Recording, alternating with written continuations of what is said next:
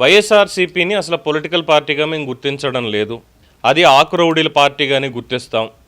బలమైన ఐడియాలజీ ఉంది కాబట్టి మేము ధైర్యంగా ముందడుగేస్తున్నాం.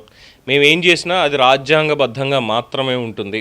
ముందు మంచిగా చెప్తాం, మంచిగానే మాట్లాడతాం. వినకపోతే చొక్కా మడత పెట్టి మరీ ముందుకెళ్ళడం పెద్ద పని కాదు. వైసీపీని పొలిటికల్ పార్టీగా గుర్తించడం లేదు, ఆకురౌడీల పార్టీగా గుర్తిస్తాం.